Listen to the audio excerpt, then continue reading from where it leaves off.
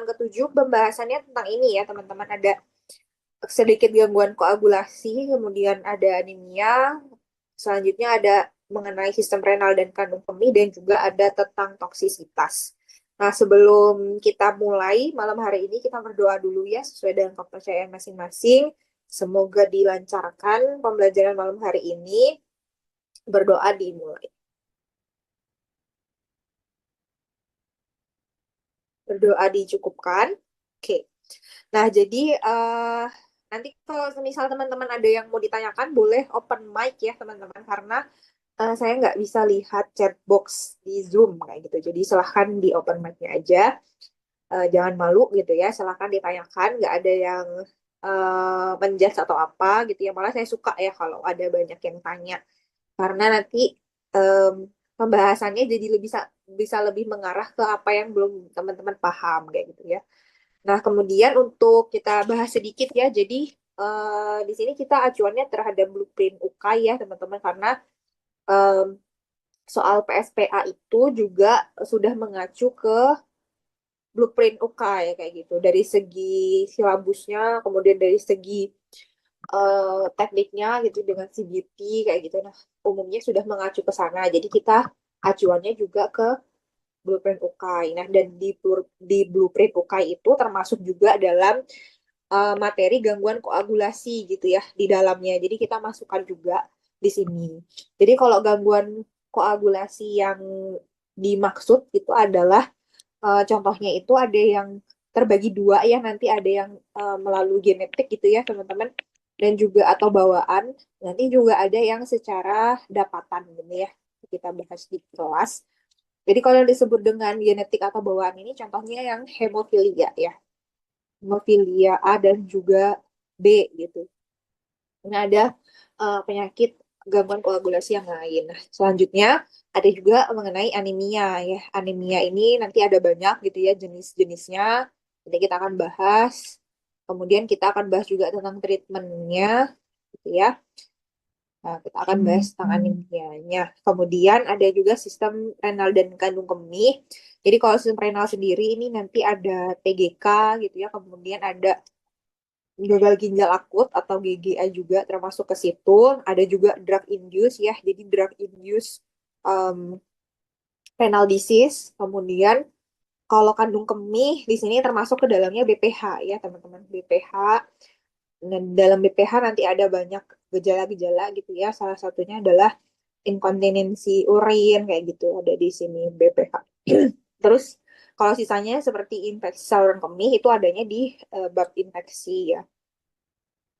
Kemudian terakhir adalah toksisitas. Nanti kita akan belajar gitu ya apa aja jenis-jenis toksik gitu ya, jenis-jenis toksin eh, dan juga beserta dengan antidot ya. Antidotnya apa? Gitu.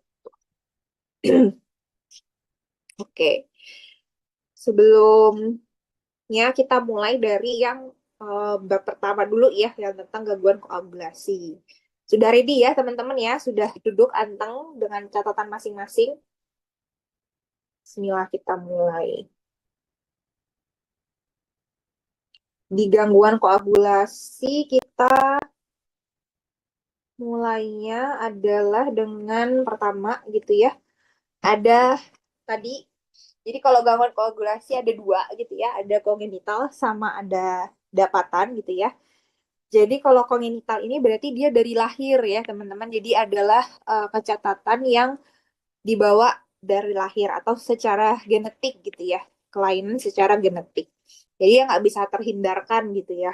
Em, paling kalau mau di screening juga di Indonesia belum secanggih itu ya. Misalkan di screening kalau seseorang pasangan A bertemu dengan pasangan B dengan gennya masing-masing, kemudian anaknya seperti apa nih gennya, ada nggak kemungkinan cacat kayak gitu. Nah, sebenarnya kalau di luar negeri harusnya sudah ada ya teknologi itu kan ada pembacaan gen.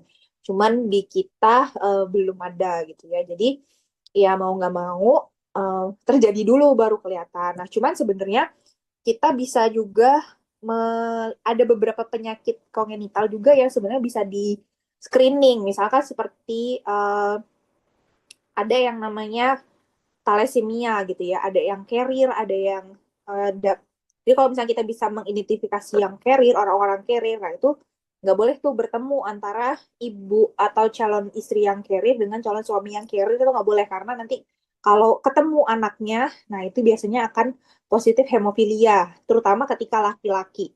Jadi kalau dulu ingat di pelajaran biologi gitu ya tentang herediter, jadi hemofilia ini dibawanya sama gen kromosom X gitu ya teman-teman. Jadi kalau misalkan ada seorang ibu gitu ya, misalkan ada ibu nih dan ketemu sama ayah gitu ya, mereka sama-sama carrier, jadi ada gen hemofili, karier hemofili. Ketika mereka bertemu itu kemungkinan besar akan ada anaknya gitu ya, akan ada anaknya yang dia positif hemofilia. Nah, ini sekarang kalau untuk pengecekan carrier ini udah ada gitu ya, sudah bisa dilakukan.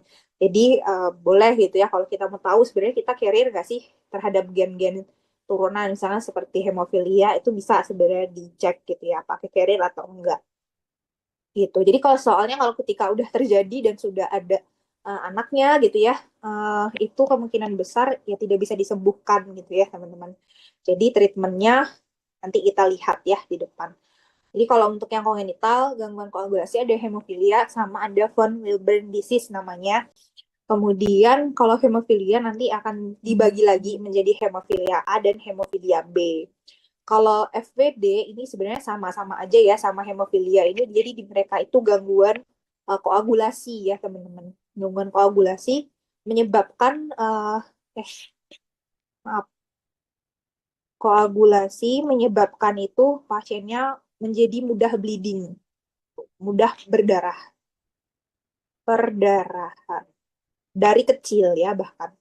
Ada yang pasiennya baru lahir sudah stroke ya teman-teman. Stroke-nya stroke iskemi. Itu pada bayi baru lahir ya.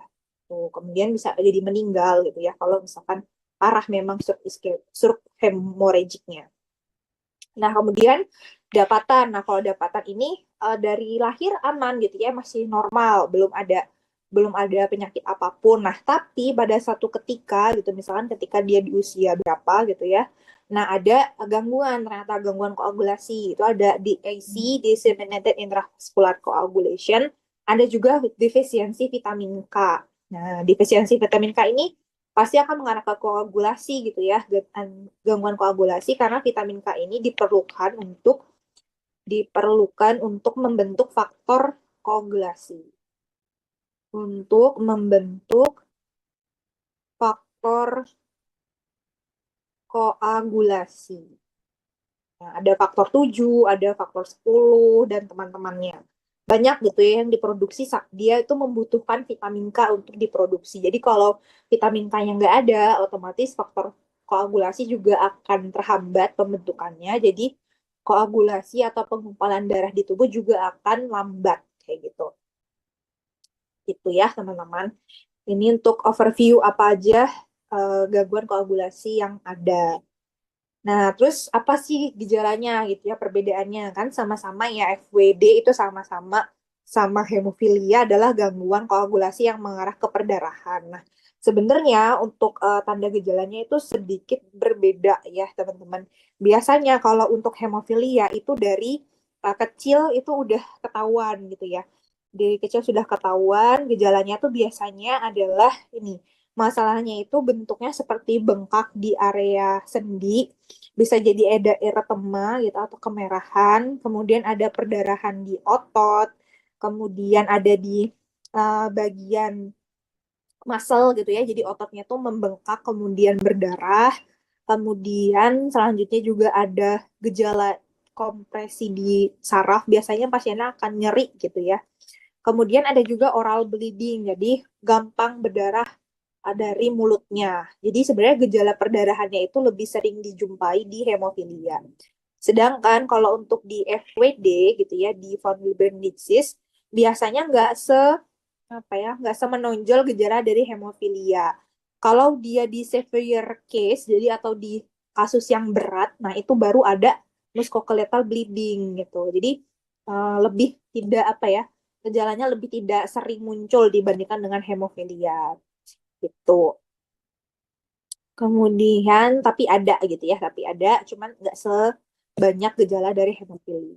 Nah, di sini Sebenarnya kalau masalah gangguan koagulasi itu dari parameter labnya kita bisa membedakan gitu ya.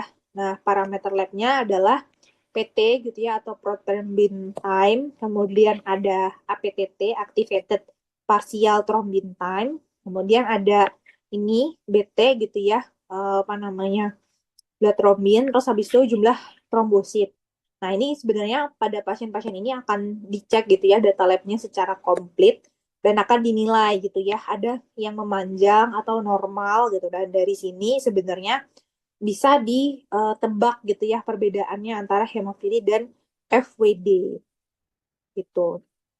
Jadi biasanya perbedaannya itu adalah di bagian APTT sama BT-nya, bleeding time sama APTT yang berbeda kayak gitu. Biasanya ya. Oke. Nah, terus tata laksana terapinya gimana? Nah, berbeda ya kalau tata laksana terapinya. Kalau pasien yang hemofilia A itu mereka sebenarnya penyebabnya itu genetik yang menyebabkan pasiennya tidak bisa memproduksi faktor 7 gitu ya. Faktor 7 itu faktor koagulasi ya, teman-teman. Jadi mereka akan kekurangan faktor 7 kalau pada hemofilia A. Kemudian terapinya adalah dengan diberikan faktor rekombinan gitu ya. Sorry, ini bukan 7, harusnya 8, sorry. Jadi kekurangan faktor 8 kalau hemofilia A. Dan terapinya adalah dengan pemberian faktor 8 gitu. Kemudian kalau pasien yang dia hemofilia B, itu kekurangannya adalah faktor 9. Gitu. Jadi mirip ya. Jadi 8, 9, A, B gitu. Kekurangan 8 itu A, kekurangan 9 itu B. Terapinya juga sama ya, faktor rekombinan yang 9. Bentuknya seinjeksi ya teman-teman, injeksi subkutan. Bentuknya mirip kayak pen gitu, pen bentuk insulin gitu ya. Cuman agak berbeda bentuk ya. Dan dia harus dalam suhu yang dingin, karena kan dia bentuknya protein nih, protein. Jadi dia suhu dingin disimpannya, suhu dingin. Penyimpanan sama distribusinya harus dalam suhu yang dingin. Terus kalau yang FWD itu terapinya adalah dengan pemberian desmopresin asetat itu atau dengan von Willebrand faktor konsentrat gitu. Karena dia kekurangan faktor FWD.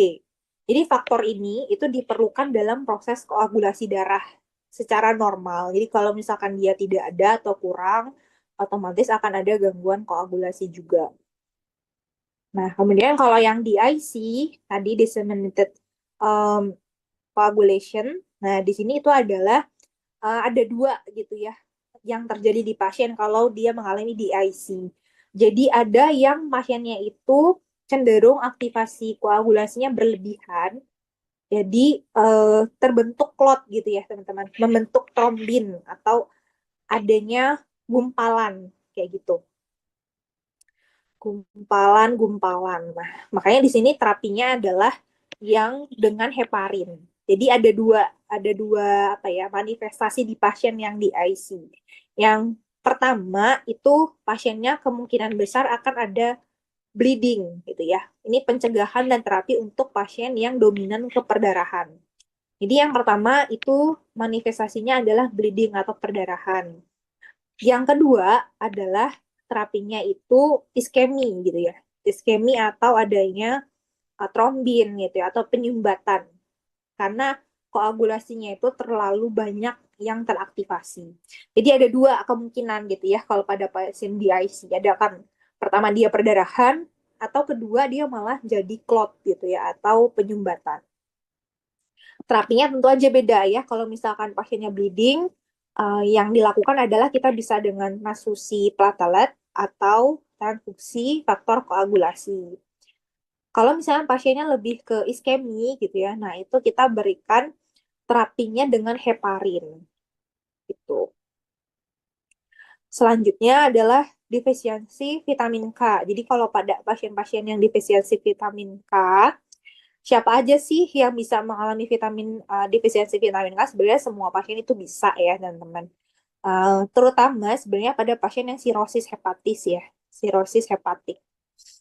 Jadi karena uh, pembentukan vitamin K itu juga dilakukannya di hati gitu ya. Atau dengan sirosis itu juga bisa mengurangi absorpsi dari vitamin K. Jadi dia akan terjadi kekurangan vitamin K dan karena dia perdarahan. Terapinya adalah dengan kita tambahkan vitamin K secara luar gitu ya. Ada namanya vitaminadion. Sama aja nama lainnya vitamin K. Nah, kemudian untuk tata laksana terapinya gitu ya pada bagian FWD gitu. Ini pada perdarahan sih ya. Itu juga sebenarnya ada yang bisa kita lakukan adalah umumnya gitu ya. Umumnya kalau terapi FWD, ini terapi untuk FWD, ada desmopresin kan tadi ya. Desmopresin itu bisa diberikan ketika perdarahannya itu hanya minor. Gitu. Tapi kalau misalnya perdarahannya itu hebat gitu ya teman-teman, biasanya akan butuh sampai transfusi platelet. Nah, ada terkadang pasien-pasien seperti hemofilia gitu ya, atau misalkan FBD itu juga diberikan asam tranexamat. Mungkin sering ya kita dengar gitu ya. Nah, sebenarnya itu bisa diberikan asam tranexamat karena dia intinya adalah mencegah perdarahan lagi gitu ya, atau menghentikan perdarahan mekanisme kerjanya. Nah, dia bisa ya sebagai perdarahan mukokutan. Selanjutnya, cara kerjanya gimana gitu ya. Kalau untuk desmopresin, dia meningkatkan ekspresi dari FWF gitu ya, faktor Wilburn disease. Kemudian selanjutnya kalau yang di asam tranexamat, dia untuk mengubah atau menghambat gitu ya, menghambat perubahan em, atau aktivasi dari plasmin kayak gitu. Jadi dia kebalikannya alteplase. Kalau alteplase kan mempercepat perubahan plasminogen jadi plasmin. Kalau tranexamat itu kebalikannya. Gitu. Itu untuk terapi anti koagulan ya, nggak banyak sebenarnya terapinya. Ada yang mau ditanyakan dulu?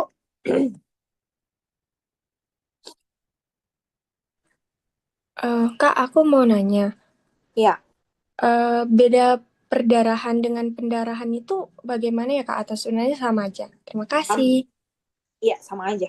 Perdarahan, pendarahan sama. Sama aja. Cuman nanti kan ada derajatnya, ada yang hanya memar kayak gitu misalkan atau misalkan kalau memar itu termasuknya perdarahan minor ya teman-teman. Kalau misalnya perdarahan berat itu indikasinya umumnya ketika HB-nya sampai turun di bawah 8 kayak gitu ya ada perdarahan aktif itu namanya perdarahan berat. Tapi kalau hanya memar gitu ya itu namanya perdarahan minor. Terus misalkan perdarahan di gusi ketika sikat gigi itu juga termasuknya perdarahan minor gitu.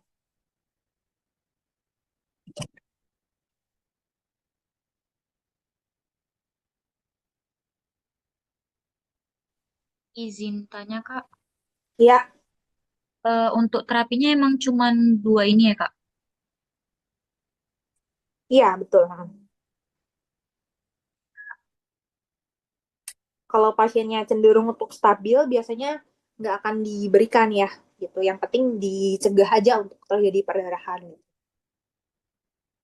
Kalau pada pasien hemofilia, umumnya ini ada, kalau pada pasien-pasien yang high risk akan diberikan setiap hari ya teman-teman. Setiap hari itu akan dipakai apa namanya faktor koagulasinya kayak orang pakai insulin. Jadi setiap hari pasiennya akan menggunakan faktor koagulasi itu. Biasanya diberikannya itu pada pasien-pasien yang memang dia punya riwayat gitu ya, riwayat untuk terjadi memar atau gangguan perdarahan di sendi kayak gitu, memar di sendi biasanya seperti itu. Nah, dia akan diberikan hemofilia, faktor hemofilia itu setiap hari gitu dengan dosis maintenance gitu ya, tentu aja. Tuh. Jadi kalau anak-anak, biasanya kan anak-anak ya remaja gitu, Biasanya kalau datang ke poli rawat jalan gitu ya, anak dia akan tebus obat ini sampai sebulan. Jadi pennya tuh banyak gitu. Kayak orang DM gitu ya, dan akan dipakai setiap hari.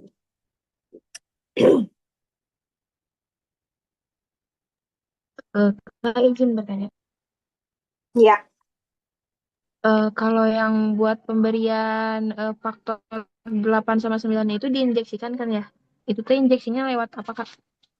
dia kalau nggak salah sih subkutan ya. Oke, terima kasih. Mm-mm.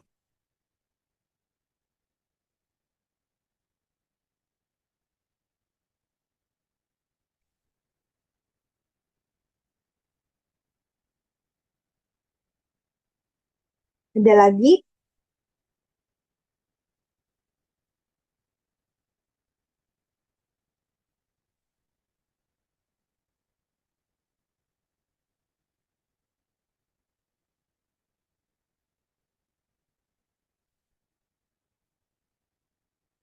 kalau nggak ada kita next ya.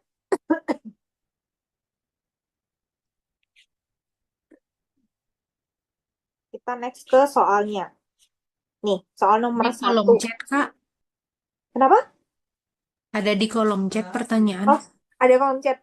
Oh, boleh open mic aja ya, saya nggak bisa lihat soalnya.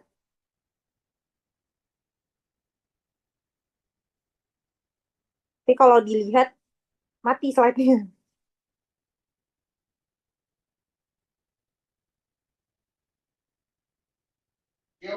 Saya izin Aku bantu tanya, Kak. bacain, Kak. Oh, itu ada Ya, Kak Putri. ah, Untuk remaja yang sudah menstruasi sedangkan memiliki penyakit hemofilia bagaimana ya, Pak? iya. Biasanya sih kalau hemofilia itu dideritanya sama laki-laki gitu umumnya. Kalau mah adil ya, kalau perempuan gimana coba? Biasanya dia deritanya sama laki-laki karena pembawa kromosomnya kan X ya. Biasanya kalau wanita itu hanya sebagai gen carrier itu.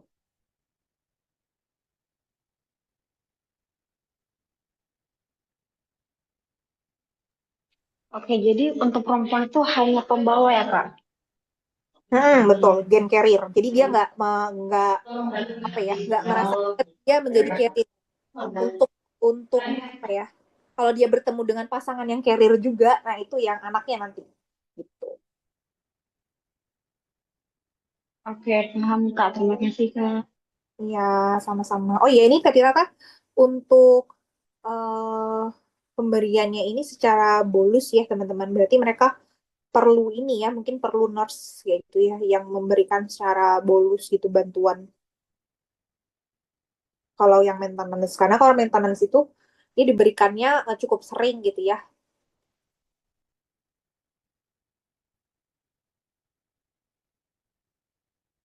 Bisa kayak 2 kali dalam seminggu atau 3 kali dalam seminggu, tergantung sama eh, keparahannya sih, keparahan dari bleedingnya itu.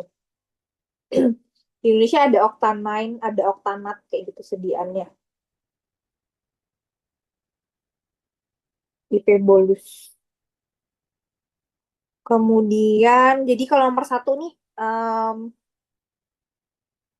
apa jawabannya nih teman-teman? D. D, Kak. Iya, betul ya.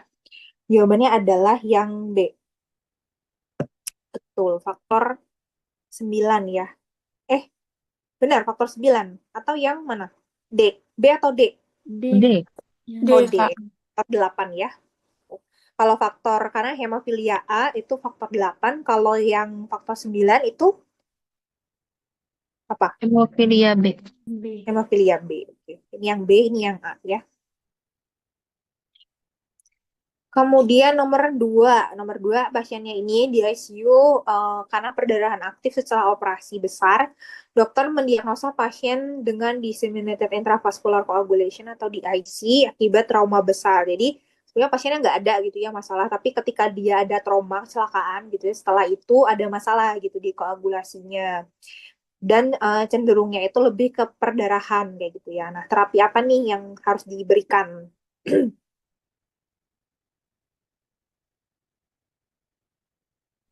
C, Kak.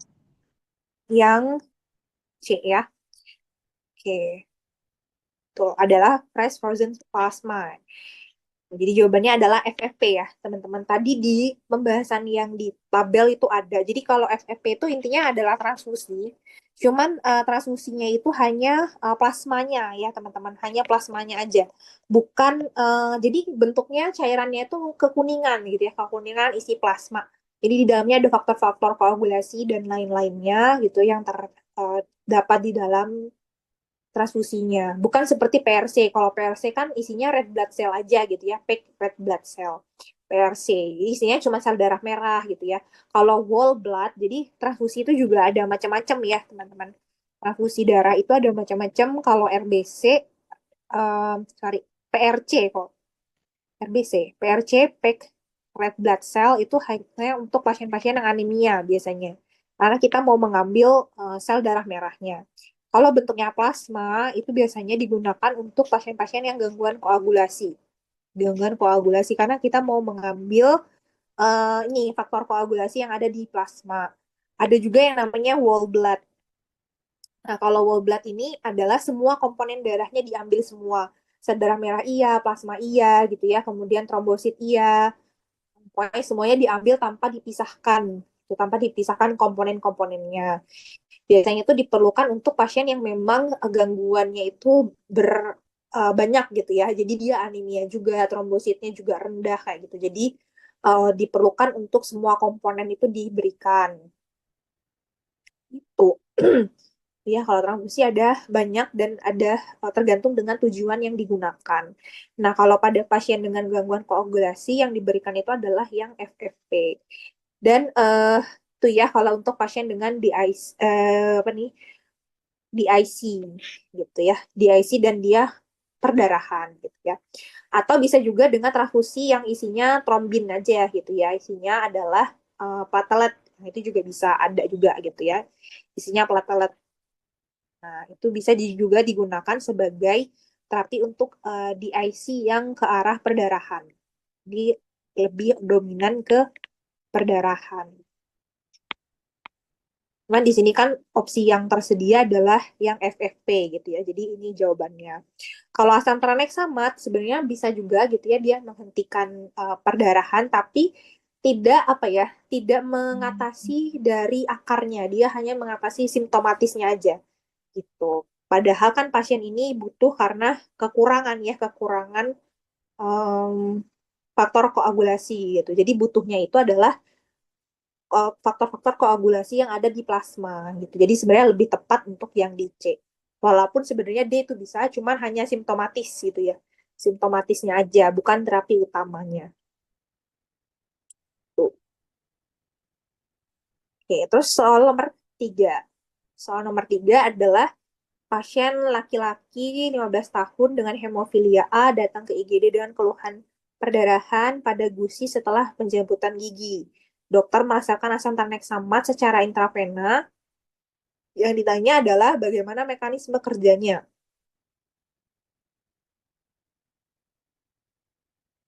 C. Yang mana? C. Yang Ya, C. Kak. Iya, betul ya. Yang C. Menghambat aktivasi plasminogen menjadi plasmin. Dia kebalikan dari alteplase ya, teman-teman. Jadi kalau kalian bingung gitu ya, ingat aja salah satu gitu ya. Bisa tranexamat atau alteplase. Jadi itu mereka saling berkebalikan. Ya, nah ini. Jadi kalau misalkan nama lain dari asam tranexamat itu adalah aminocaproic acid. Itu jangan bingung ya, ini sama aja. Tranexamat, tranexamic acid atau asam tranexamat. Tuh. Jadi kalau proses pembekuan darah kayak gitu ya, itu sebenarnya kan ada pengubahan ya. Awalnya dari plasminogen nih yang kita punya, kemudian itu akan diubah menjadi plasmin. Plasmin itu apa sih? Plasmin itu adalah dia itu bertugasnya memecah benang-benang fibrin gitu ya. Ini memecah memecah benang-benang fibrin atau yang disebut dengan fibrin degradasi.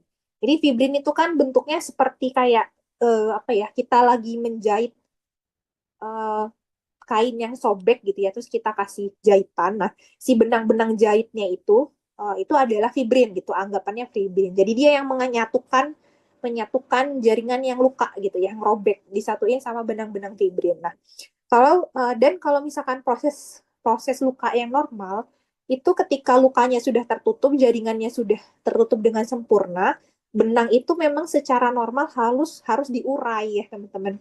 Gitu. Jadi kalau kita luka nih, terus sudah ada benangnya dan lukanya sudah sembuh, nah itu benangnya harus diurai oleh tubuh kita karena kalau nggak diurai akan terjadi clot gitu ya atau ada sumbatan gitu. Nah normalnya seperti itu. Nah jadi itu memang proses yang ada di dalam tubuh kita.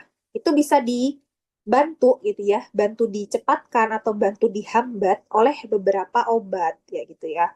Jadi ada bagian-bagian yang bisa mengaktifasi gitu ya. Salah satunya adalah kalau pasiennya itu blood berdarah gitu ya misalkan. Ketika dia ada blood aktivator gitu ya, misalkan dia lagi berdarah nih, berarti tubuh menstimulasi, oh berarti butuh nih diubah plasminogen menjadi plasmin gitu ya. Oh sorry, dia harus dihambat gitu ya, dihambat. Jadi nggak boleh nih kalau kita lagi perdarahan, eh, kan nggak boleh diurai kan fibrinnya, malah harusnya lebih banyak kayak gitu dan sebaliknya. Pokoknya ada proses seperti itu di dalam tubuh kita. Kalau aminoknucleic acid atau tranexamat itu dia menghambat gitu ya. Jadi menghambat perubahan plasminogen menjadi plasmin sehingga nanti benang-benang fibrinnya itu tidak diurai kayak gitu ya. Karena pada pasien-pasien yang ada perdarahan itu kita inginnya tertutup gitu ya darahannya. Misalnya dia lagi luka di gusi gitu ya. Nah, itu kita mau supaya lukanya cepat tertutup. Jadi fibrinnya nggak boleh diurai dulu kayak gitu. Apalagi pada pasien yang hemofilia. Ya, jadi jawabannya adalah yang C. Menghambat aktivasi plasmidogen menjadi plasmin. Tuh, kemudian selanjutnya adalah tentang BPH. Sebelum itu ada yang mau ditanyakan dulu nggak?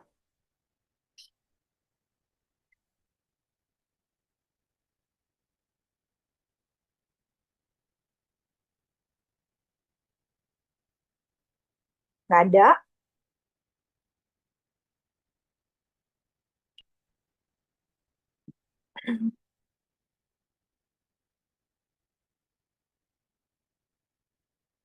Kalau nggak ada, kita next ya, teman-teman. Kita next ke BPH. Jadi BPH itu adalah suatu gangguan gitu ya yang terjadi di kaum pria ya, di kaum pria karena adanya di prostat gitu ya. Prostat bening hiperplasia. Jadi biasanya pada pasien-pasien yang BPH itu gejala awalnya adalah kayak anyang-anyangan gitu. Mirip-mirip cuman agak berbeda. Jadi dia gejalanya itu sebenarnya ada dua ya teman-teman. Gejalanya itu ada dibagi menjadi dua, yaitu voiding symptoms. Sama ada juga yang storage symptoms. Atau kalau bahasa Indonesianya, voiding itu lebih ke gejala obstruksi gitu ya. Obstruksi. Kemudian kalau misalkan yang storage itu dia masalahnya ke iritasi. Iritasi. Nah, gejalanya ada dua ini ya. Adalah obstruksi atau iritasi. Biasanya. Nah, kemudian apa perbedaannya gitu ya gejalanya? Nah, kalau misalkan masalahnya itu adalah di voiding symptoms, voiding symptoms itu gejala di obstruksi gitu ya. Biasanya akan terjadi itu bentuknya seperti apa ya? Susah untuk mengeluarkan air kencingnya kayak gitu. Jadi kayak ada sumbatan gitu di bagian ureter itu. Jadi kayak gimana bentuknya? Biasanya itu adalah seperti kayak apa ya? eh eh, si pancaran pancaran urinnya itu nggak lancar kayak gitu. Kemudian selanjutnya itu biasa juga ada intermitensi, jadi kayak keputus-putus gitu kalau mau pipis gitu. Kemudian ada hisistensi, jadi kayak kayak mau kayak enggak gitu. Kayak mau pipis kayak enggak gitu. Akan susah untuk memulai keluarnya air kencing. Kalau udah keluar itu jadi terputus-putus. Terus habis itu selanjutnya juga pore flow. Jadi alirannya itu nggak kenceng kayak lambat gitu ya. Kemudian selanjutnya apa namanya, bentuknya juga kayak ada feeling incomplete. Jadi kayak pipisnya tuh nggak tuntas. Dan biasanya juga ada rasa nyeri, pain during voiding gitu. Jadi agak nyeri-nyeri ketika pasiennya itu kencing. Jadi kayak mirip-mirip ISK juga gitu ya. Mirip tapi agak berbeda. Kalau ISK kan biasanya nyeri gitu ya. Cuman ada disertai peningkatan leukosit. Nah, kalau BPH itu nggak ada peningkatan leukosit atau gejala infeksi itu nggak ada. Kemudian kalau yang ke arah storage symptoms, jadi gangguannya itu lebih ke kantung kemihnya, ke kandung kemih yang masalah.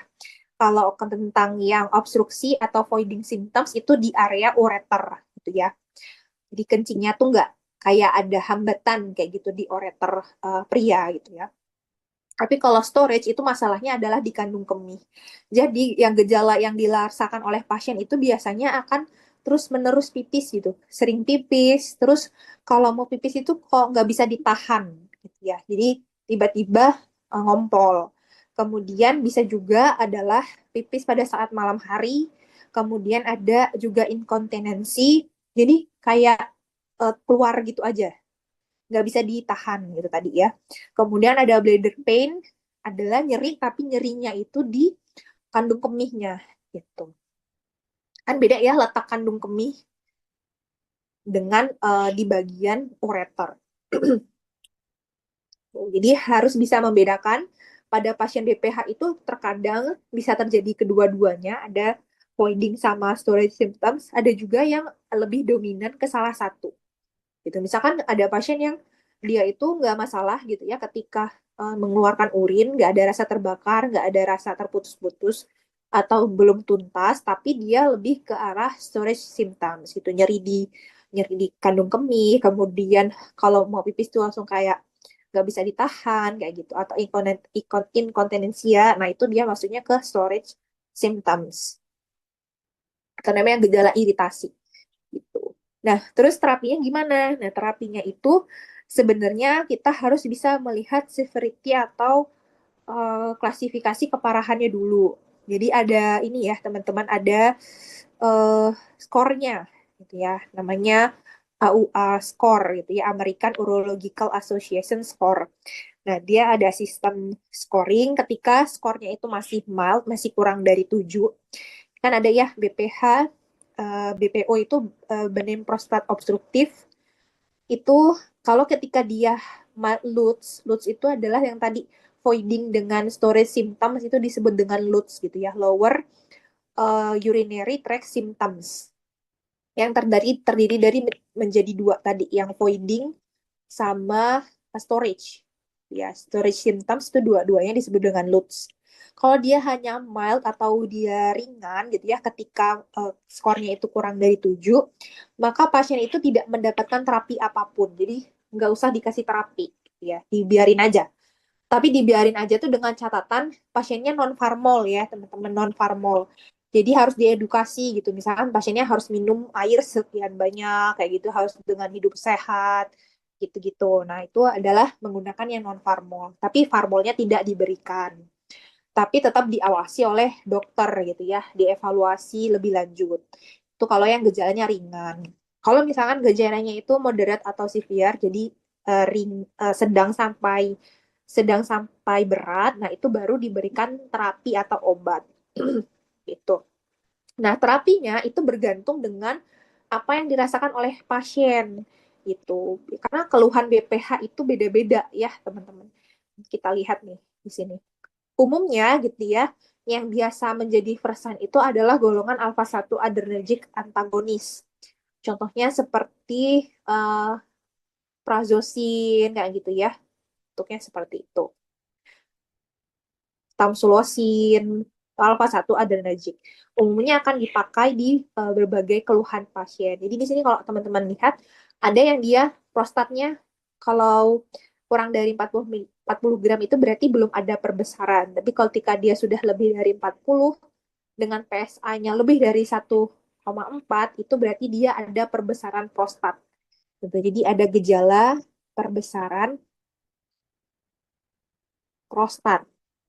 Karena ukuran prostatnya lebih dari 40 gram dengan PSA-nya itu kayak hasil lab gitu ya, teman-teman. PSA itu adalah prostat spesifik antigen. Tadi lebih dari 1,4 disebut dengan berarti ukuran prostatnya sudah membesar. Kemudian kalau misalkan ternyata masih belum, nah berarti dia tidak ada ya, tidak ada perbesaran prostat. Nah, bedanya kalau pasien-pasien ini, bisa kalau ada perbesaran prostat itu bisa ditambahkan dengan 5 alfa reduktase inhibitor, ya, obat terapinya. Kalau misalnya dia gangguan ereksi, itu terapi utamanya adalah dengan PDE, fosfodiesterase inhibitor. Kemudian kalau misalkan dia dominan ya, dominan gejalanya lebih ke iritatif symptoms. Iritatif itu kan berarti gejalanya ke yang storage ya, teman-teman. Storage atau gangguannya itu ke kandung kemih. Kalau misalkan gejalanya lebih dominan ke kandung kemih, kok makin turun. Itu adalah obatnya menggunakan antikolinergik agen atau beta 3 agonis gitu. Jadi tergantung dengan terapi yang dominannya itu keluhannya apa. Nih, kalau misalnya pasiennya dia severe gitu yang berat juga ditambah dengan komplikasi dan atau pasien-pasien yang tidak merespon terhadap obat-obatan, jadi udah dikasih obat tapi masih belum belum perbaikan gitu ya, biasanya akan dilakukan surgery. Ada pengangkatan prostat gitu ya, prostatektomi gitu. Nah, terus ini obat-obatnya ya, mekanisme obatnya dalam bentuk tabel dan juga ada kata kuncinya. Jadi kalau misalkan nanti ketika teman-teman dapat soal, misalkan BPH-nya itu gejala yang utama adalah gejala obstruksi. Atau gejala yang tadi ya, yang udah dijabarkan, gejala obstruksi itu bentuknya seperti apa aja, tanpa ada perbesaran prostat ya, teman-teman di sini. Nah, itu berarti terapi yang disarankan itu adalah dengan alpha 1 adrenergic antagonis. Tuh, contoh obatnya ini ada banyak gitu ya, dan terbagi menjadi dua. Ada yang selektif sama ada yang non-selektif. Bedanya apa? Bedanya kalau yang non-selektif itu dia memblok alfa satunya itu bisa sampai ke peredaran darah di otak, bukan di otak sih, di seluruh tubuh kita gitu ya. Peredaran darah, peredaran darah di tubuh. Jadi nggak spesifik. Sedangkan kalau alfa satu adrenergic yang antagonis yang spesifik itu dia hanya menghambat alfa satu yang ada di alat vital pria gitu ya. Gitu. Jadi dia spesifik ke sana. Gitu. Jadi efek ke sistemiknya itu sedikit ya kalau yang selektif. Contohnya ada tamsulosin sama siladosin. Kalau yang non selektif seperti obat-obatan tensi gitu ya, ada prazosin, terazosin sama doxazosin. Jadi kalau obat-obatan tensi yang prazosin, terazosin sama doxazosin itu juga bisa diindikasikan untuk pasien yang gangguan prostat gitu. Di sini mekanismenya gimana? Mekanismenya intinya dia akan menghambat alfa 1 adrenergic yang menyebabkan akan terjadi vasodilatasi gitu ya. Vasodilatasi otomatis nanti akan merelaksasi otot di prostat dan leher kandung kemih, jadinya gejala seperti ada hambatan di aliran saluran kemihnya itu akan berkurang kayak gitu. Nah, sebenarnya yang direkomendasikan di mana? Yang non-selektif atau non-selektif, sebenarnya yang lebih disarankan itu adalah yang selektif, karena efek sampingnya pasti akan lebih sedikit, kayak gitu. Kecuali kalau pada pasien-pasien yang kayak bermasalah di biaya gitu ya umumnya, atau misalkan ada ketersediaan yang kurang, biasanya itu yang non-selektif lebih lebih murah dan lebih suka ditemui gitu daripada yang selektif. Tuh ya, teman-teman. Hati-hati pokoknya kalau misalkan yang selektif itu jadinya bisa ada hipotensi gitu ya. Kalau yang non selektif ini besar gitu ya, ESO untuk hipotensi. Kemudian kalau yang 5 alfa reduktase inhibitor itu contoh obatnya adalah yang steroid ya. finasterid, dutasterid, ada flutamid juga. Intinya dia diberikan pada BPH dengan perbesaran ukuran prostat. Kalau ada kata-kata kalimat BPH terapinya apa gitu untuk pasien yang perbesaran prostat. Nah, itu berarti adalah yang 5 alfa reduktase itu yang menjadi first line-nya gitu. Jadi dia akan diberikan bagaimana cara kerjanya? Sebenarnya dia akan menghambat gitu ya. eh, jadi 5 alfa reduktase itu diperlukan untuk mengubah testosteron menjadi dihidrotestosteron.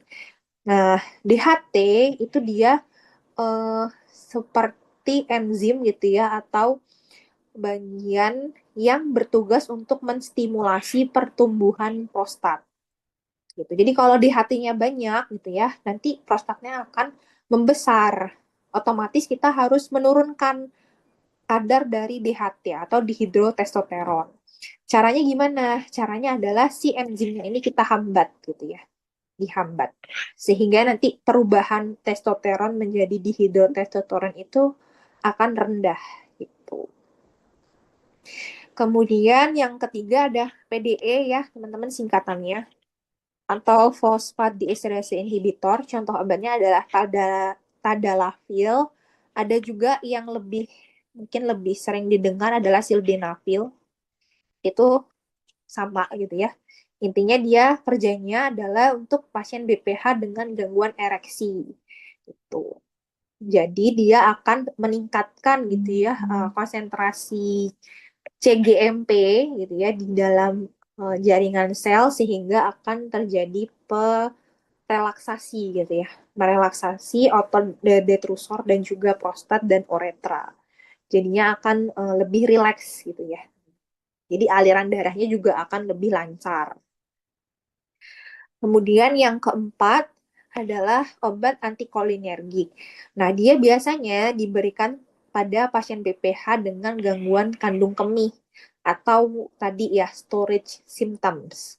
Ya kalau misalnya ketemu soal yang BPH terus gejala utamanya adalah tadi gitu ya, gangguan di penyimpanan di kandung kemih. Nah, itu terapinya adalah dengan antikolinergik. Contohnya adalah solifenasin sama teltoridin itu terapinya. Jadi dia menghambat atau mengurangi stimulasi reseptor muskarinik di sel-sel otot. Jadinya akan lebih rileks gitu ya. Kemudian kalau beta 3 adrenergic agonis itu sama seperti antikolinergik gitu ya untuk pasien BPH dengan gangguan storage yang dominan. Contoh obatnya adalah mirabegron ya, mirabegron. Tapi cara kerjanya agak sedikit beda ya kalau ini di reseptor muskarinik antagonisnya. Kalau yang ini adalah dia mengagonis beta 3 ya, mengagonis beta 3 sehingga nanti CAMP-nya meningkat gitu ya dan terjadi relaksasi otot. Itu. Itu untuk mekanisme kerja dan kata kunci yang harus teman-teman ingat gitu ya ketika memilih terapi.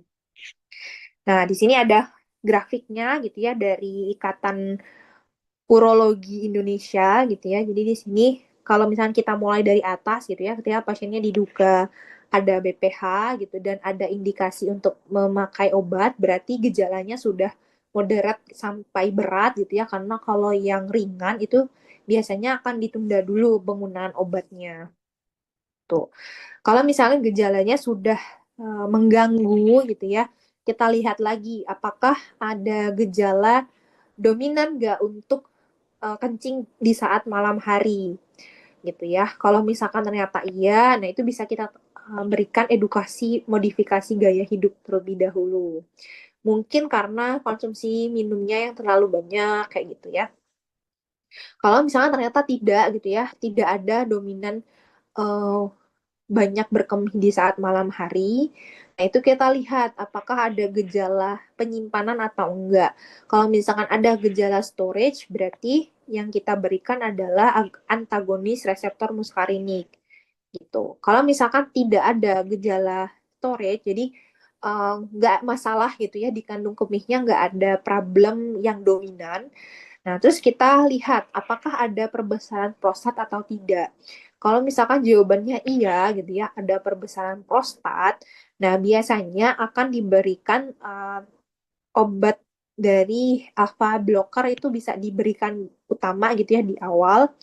Nanti bisa, oh sorry, salah salah lihat. Kalau misalkan yang dia ada gejala prostat itu dia akan diberikan tadi 5 alpha reduktase inhibitor. Bisa ditambah alpha satu, bisa juga enggak. Jadi opsional gitu ya. Tapi terapi yang utama adalah 5 alpha reduktase inhibitor. Tuh. Kalau misalkan dia tidak ada masalah perbesaran prostat, obat yang utamanya adalah alpha satu blocker. Gitu. Kalau dengan pasiennya dengan alpha satu blocker tapi malah ternyata ada tambahan di gangguan di kandung kemih, nah itu bisa ditambahkan reseptor muskarinik. Jadi pasiennya pakai 2 ya obatnya, alpha satu tambah muskarinik. Tuh. Gitu ya teman-teman. Jadi bisa dilihat dari bagan tersebut. Nah, selanjutnya pada pasien-pasien tertentu itu bisa juga terapinya dikombinasi. Jadi nggak hanya satu obat gitu ya. Yang paling sering dikombinasi adalah yang pertama ada alpha satu blocker ditambah sama 5 alpha reduktase inhibitor. Pada pasien yang seperti apa? Biasanya itu pada pasien dengan gejala yang dua gitu ya, voiding sama storage symptoms. Jadi dua-duanya sama gitu ya, nggak ada yang lebih dominan satu sama lain. Terus dia derajatnya berat gitu ya, udah severe. Kemudian pasiennya juga ada risiko perkembangan ke arah penyakit yang lebih buruk, yaitu ke perbesaran prostat. Nah, itu makanya akan diberikan kombinasi 2. Alpha satu tambah 5 alpha blocker. Kemudian ada juga opsi tambahan yaitu alpha satu blocker ditambah antimuskarinik, yaitu pada pasien-pasien yang dia itu gejala storage-nya tidak membaik dengan alpha satu blocker gitu. Atau dengan antimuskarinik sendirian. Itu nggak membaik, makanya akan dikombinasi alpha satu ditambah dengan muskarinik. Tuh. Nah, kemudian ini adalah side effect. Ini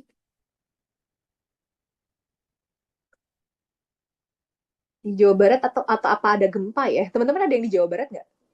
Iya kak, gempa di Depok kenceng banget. Iya, makanya kok goyang. Oke, kayaknya udah berhenti ya.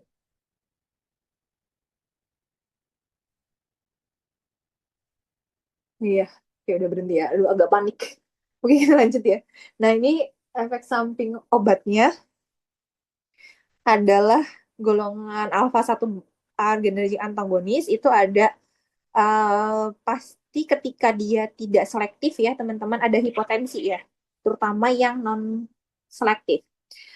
Sisanya ada pusing gitu ya, kelelahan, kemudian jadi berdebar-debar itu juga bisa, ada hidung tersumbat. Kemudian kalau yang 5 alpha reduktase inhibitor, contohnya itu yang tadi gitu ya, finasteride dan lain-lain, itu gejala efek samping utamanya ini ya teman-teman, impotensi, hipotensi, kemudian hipotensi ortostatik, penurunan libido, ginikomastia, sama ada gangguan ejakulasi. Makanya sebenarnya kalau 5 alpha reduktase inhibitor tuh agak kurang disukai untuk pria-pria ya, karena dia bisa menurunkan apa ya, menurunkan gairah seksualitas dari pria kayak gitu. Kalau yang 5 alpha reduktase inhibitor. Kemudian kalau yang PDE, fosfodiesterase inhibitor, itu side effect-nya itu lebih ke arah flushing atau kemerahan. Karena dia kan tadi cara kerjanya memvasodilatasi ya teman-teman. Jadi lebih lebar tuh pembuluh darahnya, makanya akan terjadi seperti kemerahan. Kemudian ada dispepsia, mual, sakit kepala gitu ya, dan lain-lain. Kalau antikolinergik, dia side effect-nya ada di mulut kering ya yang utama.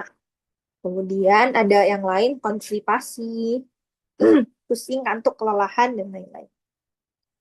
Kemudian kalau beta 3 adrenergic agonis, itu side effect-nya adalah hipertensi ya. Malah dia menyebabkan hipertensi. Kalau yang lain hipotensi, kalau yang beta 3 adrenergic itu side effect-nya lebih ke hipertensi. Kemudian ada mulut kering juga, ada konstipasi juga.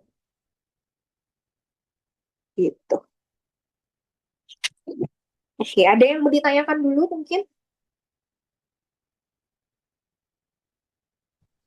Kak, mau tanya, kalau Boleh?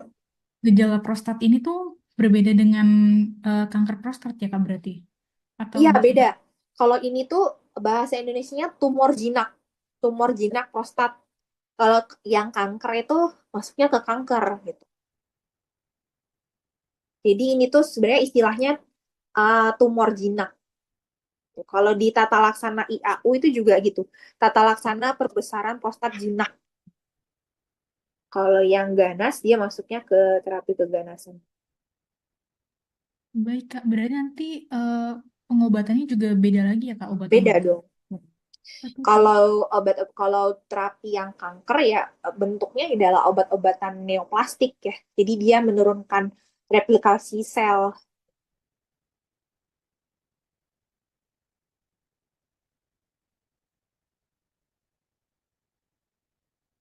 Ya, ada lagi yang dibingungin nggak? Izin bertanya Kak. Boleh. Kalau kan tadi itu golongannya tuh ada 5 ya untuk obatnya itu. Nah, kalau Mm-mm. anti muskarenik itu masuknya kemana? Ada 5.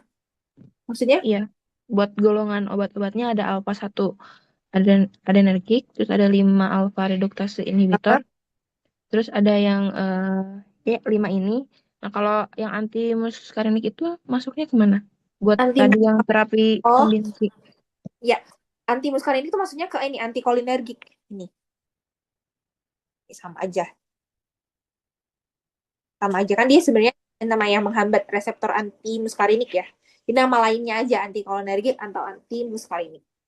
Oke Kak, makasih. Iya. Di mana sih sumber gempanya? Gue masih penasaran. Cianjur ya? Oh, Bekasi. Teman-teman ada dari Bekasi. Ada di Bekasi nggak? Aman-aman aja kan?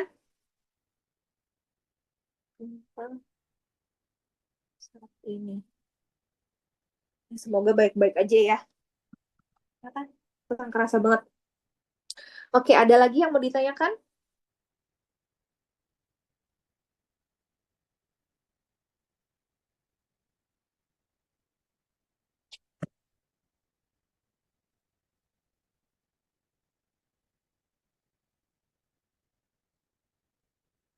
Nggak ada ya? Tanya, Oh ya boleh.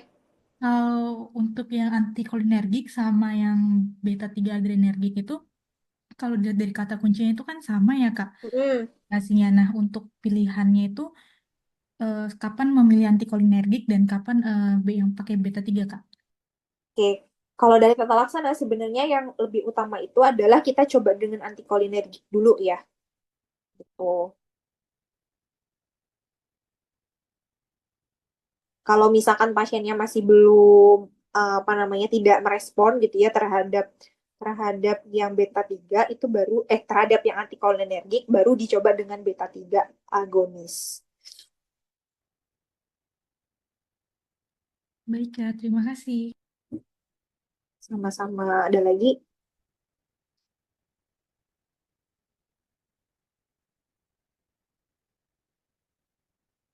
Atau pasien-pasien yang tidak mentoleransi gitu ya, misalkan dia pakai anti muskarinik tapi nggak apa ya nggak mentoleransi misalkan ada alergi atau misalkan yang lain kayak gitu ya itu bisa kita gunakan alternatifnya yang beta 3 kayak gitu.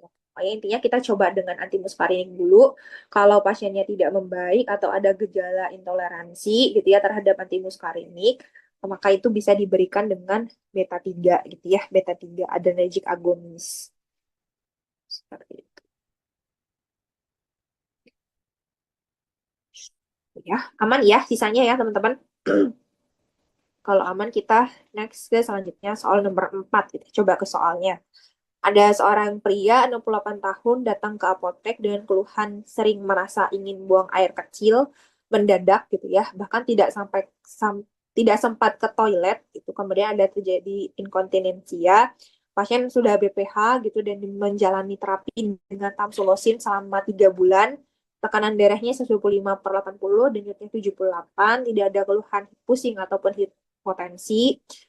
Gejala penyimpanannya itu lebih menonjol daripada gejala pengosongan. Terapi farmakologi yang paling tepat yang mana nih teman-teman?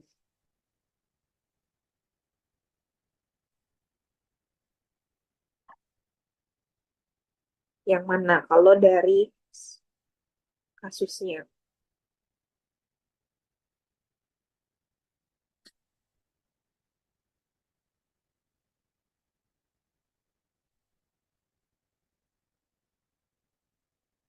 Yang mana A, B, C, atau D? Yang C mungkin. Yang C. Oke. Kalau yang ini tamsulosin ini dia tadi golongan apa teman-teman?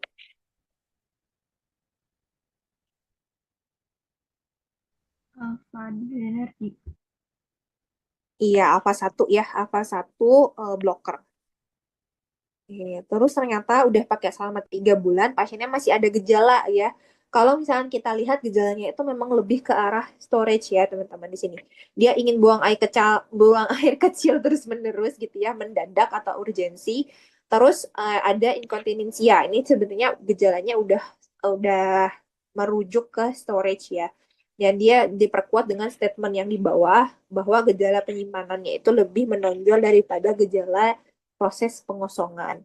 Gitu. Nah, terapinya apa? Terapinya tadi kan berarti pasien-pasien yang kata kuncinya adalah gangguan di storage gitu atau gangguan di kandung kemih, yaitu dengan menambahkan kan dia udah dengan satu obat ya masih belum tertreatment berarti dia perlu kombinasi. Kombinasi dengan yang apa? Kombinasi yang dengan golongan anti muskarinik gitu ya. Apa? Yaitu teltoridin gitu. Tadi yang bentuknya kombinasi ya berarti di sini nih. Nih, apa namanya pasiennya sudah pakai dia sudah pakai alfa 1 tetapi ternyata masih ada gejala storage. Nah, itu berarti kita berikan tambahkan antagonis reseptor muskarinik gitu. Jadi contohnya adalah teltoridin. Itu contohnya dari obat anti muskarinik. Itu ya. Oke. Terus next nomor 5, pasien pria 64 tahun datang ke klinik untuk kontrol terapi BPH. Ia sudah 6 bulan menggunakan dutasterib 0,5 mg sekali sehari. Efek samping apa nih yang perlu diedukasi, teman-teman? Gangguan ejakulasi. Ya, gangguan ejakulasi. Dia golongan apa? Dutasterib? Golongan 5 alfa. Iya, betul. Golongan 5 alfa ya. 5 alfa reduktase inhibitor. Tadi cara kerjanya ada yang ingat nggak? Dia mengubah perubahan apa menjadi apa? Menurunkan serum PSA level dan juga dapat menurunkan ukuran prostat. Ya, cara kerjanya, ya betul. Terus cara kerjanya gimana? Merubah apa? Menghambat perubahan apa menjadi apa tadi? Yang mengubah testosteron menjadi dihidrotestosteron ya, Kak? Iya, betul. Dia menghambat perubahan dari testosteron menjadi DHT ya, dihidrotestosteron. Karena DHT ini dia yang bertugas gitu ya, atau dia itu tugasnya adalah membesarkan prostat. Gitu. Memicu perbesaran prostat. Makanya ini dihambat ya sama 5 alfa reduktase inhibitor.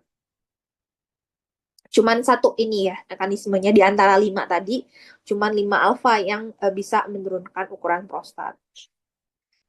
Nah, tapi sayangnya efek sampingnya banyak ke tadi gitu ya, impotensi, penurunan libido kayak gitu-gitu, gangguan ejakulasi. Nah, jadi lumayan mengganggu ya sebenarnya efek sampingnya.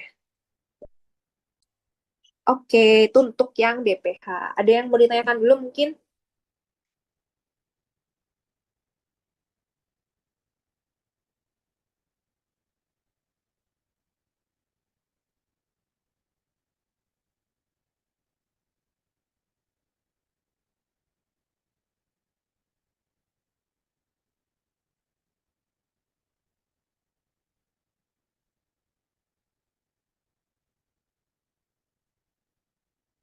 Nggak ada. Oke, kalau nggak ada, kita lihat yang anemia. Nah, anemia ini terapinya juga nggak terlalu rumit ya teman-teman sebenarnya. Yang penting teman-teman bisa membedakan dia itu jenis anemianya anemia apa, yaitu penyebabnya apa. Nah, kita review sebentar apa sih itu anemia. Intinya kalau anemia itu ketika tubuh itu kekurangan sel darah gitu ya yang mengandung hemoglobin. Hemoglobin itu penting sekali gitu ya di dalam tubuh kita karena dia yang tugasnya mengikat oksigen gitu ya, mengikat oksigen. Jadi oksigen ketemu hemoglobin itu akan menjadi oksihemoglobin. Dia akan dibawa gitu ya di dalam tubuh kita. Kemudian akan dioper ke jaringan-jaringan yang membutuhkan gitu. Oksigennya dikeluarin. Jadi seperti mak comblang gitu ya. Pokoknya dia bawa oksigen akan dikasih ke jaringan-jaringan yang butuh di otak, di otot gitu ya, dimanapun yang membutuhkan oksigen. Dan semua tubuh kita itu butuh oksigen gitu ya teman-teman untuk melakukan metabolisme secara aerob gitu ya. Nah, kalau misalkan tubuh kita kekurangan oksigen, efek yang terjadi apa? Biasanya nggak konsentrasi, lemah, letih, lesu, lunglai ya, 5L, gejala anemia. Itu karena nggak ada oksigen, nggak cukup gitu ya oksigen di dalam tubuh kita. Apalagi otak, otak itu adalah jaringan yang paling sangat butuh oksigen gitu ya. Makanya kalau oksigennya itu sedikit aja ketika kita di ruangan yang kurang oksigen, kita langsung nguap kan. Nah itu tanda kalau kita kekurangan oksigen gitu. Jadi kalau pasiennya HB-nya kurang, otomatis oksigennya yang terangkut juga kurang. Terus ada muncul gejala-gejala gitu ya. Kalau misalkan terjadi kronis, ya pasti akan apa ya sangat berefek gitu ya di dalam tubuh kita. Dan pembentukan hemoglobin gitu ya, pembentukan RBC itu nggak sesimpel itu. Jadi ada banyak proses yang terlibat dan organ yang terlibat gitu ya teman-teman.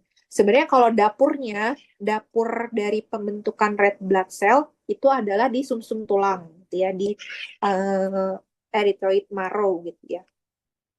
Nah, dia itu tapi membutuhkan asupan dari gizi-gizi gitu ya, terutama dari iron atau besi, kemudian folat sama vitamin B12.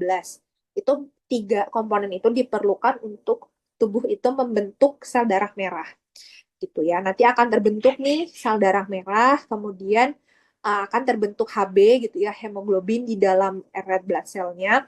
Kemudian ada HB konsentrasi. Nah, ginjal itu juga memiliki peran ya teman-teman. Jadi ginjal kita itu dia bisa mengeluarkan yang namanya hormon EPO, hormon hormon eritropoietin.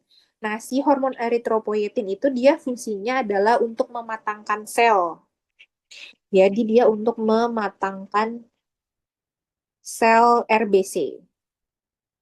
Nah, di sini kan dia udah terbentuk gitu ya sel-selnya, tapi masih muda gitu ya, masih belum mature, masih belum bisa menjalankan tugasnya. Nah, dibantu sama hormon eritropoietin untuk dimatangkan gitu ya selnya, sehingga bisa bekerja dengan mengikat oksigen dan lain-lain gitu. Kemudian nanti akan terbentuk di sumsum tulang menjadi RBC yang matang gitu, yang bisa menjalankan tugasnya. Nah, di sini kalau anemia sendiri, taunya dari mana gitu ya, hasil labnya itu bisa kita nilai dari HB ya, tentu saja. Yang utamanya adalah pemeriksaan HB atau hemoglobin gitu ya, melambangkan kapasitas pengangkutan oksigen di dalam darah, dan ini kadar normalnya. Kalau laki-laki memang lebih tinggi ya, teman-teman, karena aktivitas laki-laki kan lebih berat gitu ya. Jadi dia kebutuhan oksigen juga makin lebih tinggi dan HB-nya juga butuh lebih tinggi. Kalau selanjutnya ada HCT gitu ya, presentasi berapa sih jumlah eritrosit di dalam tubuh. Kemudian ada MCV juga. MCV itu main corpuscular volume. Jadi volume rata-rata dari RBC. Nah, ini penting karena kita bisa membedakan antara makrositik ataupun mikro itu dari sini. Mikrositik. Kalau misalkan nanti MCV-nya itu lebih gitu ya, lebih dari normal, nah itu berarti dia lebih ke makro, jadi besar-besar gitu ya si selnya. Kalau mikro itu dia kurang dari normal. Jadi ukurannya itu kecil-kecil, makanya namanya mikro. Kemudian ada MCH, itu mean corpuscular hemoglobin, jadi rata-rata HB dalam sel darah merah. Kemudian ada juga pemeriksaan besi ya, nanti di Next slide aja. Ada gitu ya. Jadi pertama kita lihat HB-nya. Kalau misalnya kita mau melihat ya diagnosa anemianya itu lebih kemana, mikro atau normo. Atau misalkan dia lebih ke yang makrositik. Jadi kita lihat HB-nya ketika dia kurang dari normal, oh berarti pasiennya anemia. Terus kita lihat MCV-nya. Kalau dia kurang berarti mikro, kalau dia besar, lebih besar dari normal berarti makro. Kalau normal-normal aja gitu ya, MCV-nya kemungkinan adalah anemia karena infeksi atau anemia karena normositik. Gitu. Itu ya, teman-teman. Kemudian di sini ada juga yang namanya anemia defisiensi besi. Ini sering sekali terjadi ya, terutama di wanita-wanita, ya wanita yang sudah menstruasi gitu ya. Biasanya sering terjadi anemia karena defisiensi besi. Karena kan kita setiap bulan itu haid ya, teman-teman. Jadi darahnya keluar. Tuh. Nah, cara melihatnya gimana? Kalau defisiensi besi, sebenarnya ada pemeriksaan lebih detailnya lagi gitu ya. Di samping kita melihat HB dan MCV yang kurang dari normal.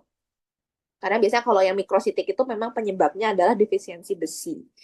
Tapi kita juga bisa melihat yang namanya serum serum iron gitu. Jadi kita melihat berapa sih kadar besi yang ada di dalam serum. Kemudian kita juga bisa melihat TIBC gitu ya, total iron binding capacity. Jadi kita mau melihat berapa sih sebenarnya jumlah besi tapi bukan dari besinya langsung gitu ya. Tapi dari saudaranya yang mengikat besi di dalam tubuh. Ada yang namanya apa namanya transferin gitu ya. Nah, biasanya kita melihat gitu ya, TIBC itu kita melihat ikatan antara besi dan transferinnya ada berapa banyak. Terus ada juga kita bisa melihat transferin itu, jadi melihat berapa sih jumlah transferin di dalam tubuh. Ada juga namanya serum ferritin. Kalau serum ferritin kita melihat Fe yang tersimpan, jadi cadangan gitu ya, cadangan besi bisa di apa namanya hati, disimpannya itu ada berapa banyak. Biasanya disimpan di hati, spleen, dan tulang. Jadi kalau besi sendiri dalam tubuh kita, kalau misalnya kita minum suplemen besi atau kita makan makanan yang mengandung zat besi, itu nggak bisa langsung dipakai di tubuh langsung untuk membuat sel darah merah ya teman-teman. Jadi nggak sesimpel itu gitu ya. Jadi ada banyak proses yang harus dilewati. Jadi dia harus diserap dalam tubuh dulu. Ketika udah sampai di dalam darah, dia harus digandeng gitu ya, berpasangan dengan yang namanya transferin. Jadi nggak bisa berjalan sendiri ya kalau FA harus bergandengan dengan transferin. Nanti transferin itu akan berikatan dengan reseptor transferin. Tuh, ketika dia sudah masuk ke ikatan transferin dan bertemu dengan reseptornya, akan ada dua jalur. Yang pertama bisa langsung digunakan gitu ya untuk membuat sel darah merah. Yang kedua adalah disimpan di dalam tulang atau hati kayak gitu ya. Tuh, jadi ada dua ya, ada yang dia langsung dipakai, ada yang disimpan. Nah, pada pasien-pasien yang penyimpanannya udah kurang, itu biasanya dia anemianya udah anemia kronis ya teman-teman, karena yang beredar di darah udah kurang sampai ke penyimpanannya itu juga udah kurang. Kayak ibaratnya tabungan ya teman-teman. Kalau FE yang disirkulasi itu udah mencukupi dan kita masih ada suplemen gitu ya, pakai FE dari luar gitu, makan atau suplemen, itu FE-nya akan disimpan sebagai cadangan. Nah, kalau cadangannya aja udah kurang atau nggak ada, nah itu berarti menandakan pasiennya sudah anemia yang kronis kayak gitu, yang udah parah gitu ya, sampai cadangannya aja sudah kosong kayak gitu. Nah, terus ini terapinya gimana gitu? Kalau kita sudah bisa membedakan antara yang mikro, makro, dan normo gitu ya. Kita lihatnya tadi dari MCV-nya. Kalau dia rendah itu mikro gitu ya. Jadi terapinya adalah dengan FE gitu ya. Umumnya ini disebabkan karena defisiensi FE gitu ya. Jadi ini terapinya adalah dengan FE ya. Kemudian kalau yang makrositik itu dari tadi adalah yang MCV-nya tinggi gitu ya. MCV-nya itu tinggi dan HB-nya rendah tentu aja. Nah, terapinya ada dua, bisa karena vitamin B12, bisa juga karena asam folat. Jadi bisa diberikan dua-duanya atau salah satu. gitu. Cuman ada pengecekan ya teman-teman, sebenarnya ada pengecekan kadar vitamin B12 di dalam tubuh kita, cuman agak mahal gitu ya. Jadi biasanya kalau di kita tuh ketika sudah anemia makrositik umumnya akan dikasih dua-duanya, asam folat tambah vitamin B12 karena lebih mahal untuk mengeceknya daripada obatnya gitu. Jadi ya udah dikasih dua-duanya aja gitu ya, selama nggak menyalahi dosis gitu. Kemudian selanjutnya kalau yang normositik itu biasanya HB-nya turun tapi MCV-nya normal gitu ya. Terjadi karena apa? Biasanya karena ada autoimun gitu ya, kemudian ada pasien gangguan ginjal, dan selanjutnya juga karena obat-obatan gitu ya. Obat-obatan kronis, misalkan pakai zidofudin, atau penyakit-penyakit infeksi yang kronis pada pasien eh, pada pasien TBC misalkan kayak gitu. Karena kan infeksi itu juga bisa ini ya, mengganggu dari produksi sel darah merah gitu. Biasanya kalau yang normositik itu nanti dilihat HB-nya ya. Kalau HB-nya kurang dari 7 sampai 8 gram per DL, nah itu dia akan ditransfusi, transfusi darah. Nah, kalau misalkan pada anemia yang sifatnya itu karena infeksi kronis, nah umumnya akan di treatment infeksinya dulu, gitu. Treatment infeksinya. Ketika infeksinya itu tertangani, umumnya dia akan kembali gitu ya, kembali normal lagi gitu anemianya. Karena kan sebenarnya bukan karena defisiensi nutrisi apapun, tapi karena infeksinya gitu. Nah, selanjutnya ini kita bahas tentang anemia pada CKD. Nah, ini juga sering terjadi kasusnya ya, anemia pada CKD. Pasien CKD itu umumnya sering kali gitu ya merasakan anemia. Ada yang tahu nggak alasannya kenapa, teman-teman? Kenapa pada pasien CKD itu sering kali terjadi anemia?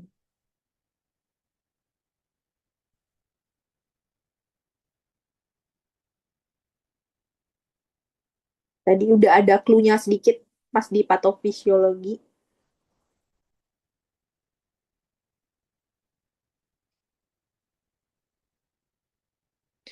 Ada yang bisa mengaitkan nggak? Tadi fungsi ginjal ngapain tadi?